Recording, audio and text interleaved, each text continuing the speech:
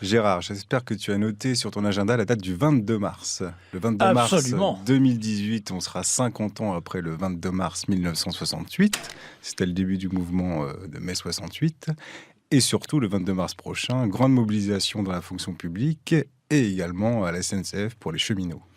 Et j'espère que le 22 mars sera aussi le départ d'une telle mobilisation que non seulement la SNCF s'arrêtera, mais la RATP, les hôpitaux, les écoles, et qu'on arrivera enfin à remettre ce pays dans le bon sens.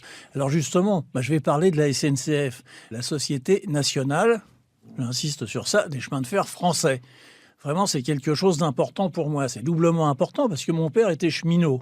Donc, la SNCF, j'ai grandi avec et toute mon enfance, j'ai lu La vie du rail comme d'autres lisent les évangiles. Il y a une espèce d'histoire glorieuse de la SNCF, notamment à travers le film de René Clément, La bataille du rail. Et là, qu'est-ce qu'on voit ? On voit commencer une nouvelle bataille du rail. Parce que M. Macron, à la suite de M. Sarkozy et de M. Hollande, a décidé en réalité finalement de faire la peau de la SNCF, de se débarrasser de la SNCF.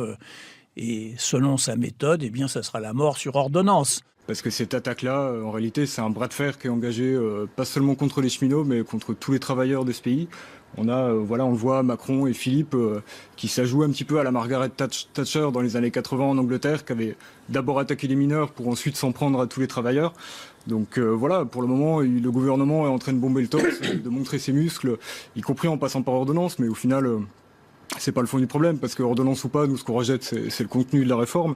Et je peux vous dire que quand le rapport Spinetta est tombé il y a 2 semaines et les annonces du gouvernement qu'on suivi, ça a fait l'effet d'une bombe à la SNCF. Maintenant tous les cheminots en parlent, il y a des collègues qui ont imprimé le rapport, qui le lisent, on en discute partout.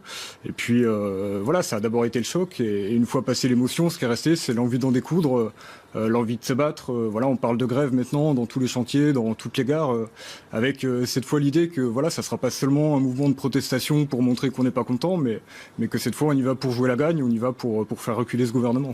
Alors, la SNCF est endettée et on nous dit que tout le mal vient du statut des cheminots. C'est privilégié.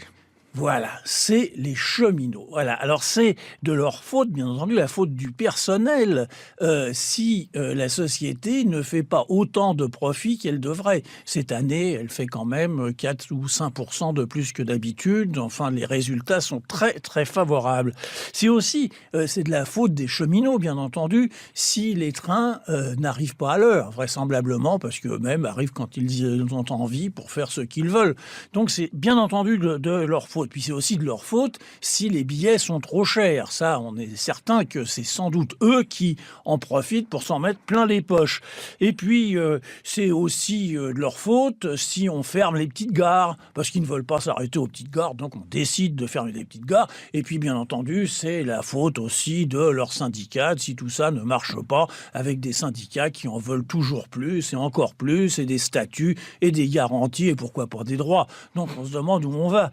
Donc, la chanson est bien connue, haro sur les salauds de pauvres, haro sur les chômeurs qui sont tous des feignants, haro sur les fonctionnaires qui sont tous des privilégiés.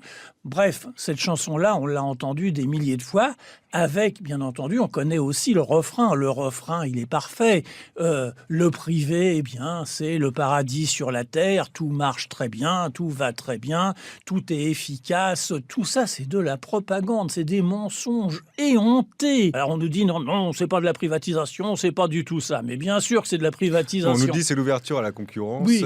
Et en plus, c'est la faute de Bruxelles et de l'Europe. Voilà, c'est pas nous, c'est les autres. Mais c'est de la privatisation. Et on voit, prenons l'exemple anglais, que personne ne veut entendre, mais l'exemple anglais est formidable. La privatisation est une catastrophe industrielle absolue. Et sans doute, d'ailleurs, une source de profit exceptionnelle pour un tout petit groupe de personnes. The people of the Netherlands. The people of France. The people of Germany. want to thank the British people? Because you've privatised railways. Our publicly owned rail networks can buy up your rail network. So when you buy a ticket on Thameslink, Gatwick Express, Grand Central, Chiltern Railways, On Merseyrail, ScotRail, Greater Anglia, London Midlands, DLR, Northern Rail, London Overground, and Cross Country. Southern and Southeastern, The profits go to making our railways cheaper. In 2012, we got £3 million just from Greater Anglia. not only that, the British taxpayers pay our franchises massive subsidies. Without which you can never make a profit. So even if you never catch a train, you're still sending us money. But before you say, we've left the EU, That doesn't make a difference. In fact, the Tory government want to privatise even more. which means we can take over even more. So to the British people, we want to say, Thank you. Thank you. thank you. Ce que dénonce dans ce clip ce syndicat britannique, c'est qu'en fait, les compagnies ferroviaires privatisées ont été rachetées par des compagnies nationales, mais étrangères. C'est-à-dire que c'est la SNCF ou la Deutsche Bahn qui possèdent en partie les compagnies du rail britannique. Et on estime à peu près 3,5 milliards de livres le montant qu'ont rapporté en dividendes ces sociétés privées britanniques. 80% des Anglais sont pour la renationalisation du système ferroviaire anglais. Que les prix ouverts à la concurrence ont augmenté de 3,5% en moyenne, ce qui est énorme, et que 80% des trains arrivent en retard. Sans parler des problèmes de sécurité qui ne datent pas tellement d'aujourd'hui, enfin qui datent exactement de cette privatisation des rails anglais. Et on voit très bien, par exemple, dans le film de Ken Loach, Navigators. Alors on nous dit qu'il faut supprimer les petites gares, ça ne sert plus à rien, etc. Alors là, la technique est merveilleuse parce que c'est un grand classique. Qu'est-ce qu'on fait? On supprime des trains, on ferme les gares, etc. Puis on en déduit que, vous voyez bien, il n'y a plus personne qui y va, forcément, et donc on la ferme.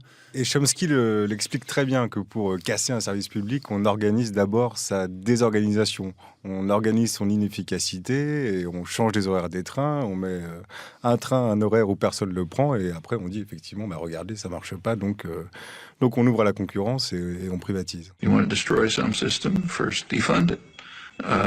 Then it won't work, people will be angry, they want something else. That's a standard technique for privatizing some system. We see it in the attack on public schools. Public schools are based on the principle of solidarity. I no longer have children in school, they're grown up. But the principle of solidarity says I happily pay taxes so that the kid across the street can go to school. That's normal human emotion. You have to drive that out of people's heads. I don't have kids in school. Why should I pay taxes? Privatize it, so on. Si on réfléchit bien à ce projet qu'a pour la France M. Macron, qu'est-ce qu'on voit? On voit une école pour les riches, un apprentissage pour les pauvres, un hôpital pour les riches, un lazaret pour les pauvres, voire un mouroir à la sauce Mère Teresa, c'est-à-dire où on n'est pas soigné, où l'on meurt, mais dans la lumière de Dieu, bien entendu. Et puis un train pour les riches et des autocars pour les pauvres, voire bientôt des chars à bœufs pour complaire à M. Hulot, le spécialiste de l'écologie de salon, qui est à titre personnel un grand adorateur de la voiture. Donc voilà le projet pour la France. Et ce projet-là, il faut le combattre et j'espère que le 22 mars, non seulement les cheminots, mais tous les salariés et tous les gens conscients de l'ensemble de ces problèmes, au fond, quelles que soient leurs opinions politiques, soutiendront ce mouvement pour la défense des services publics et contre le privé. Rendez-vous le 22 mars dans la rue. J'y serai.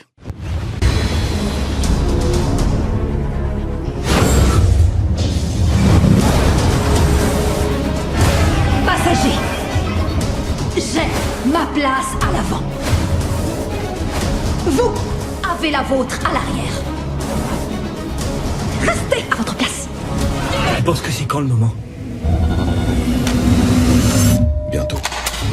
Le train et le monde. Nous sommes l'humanité.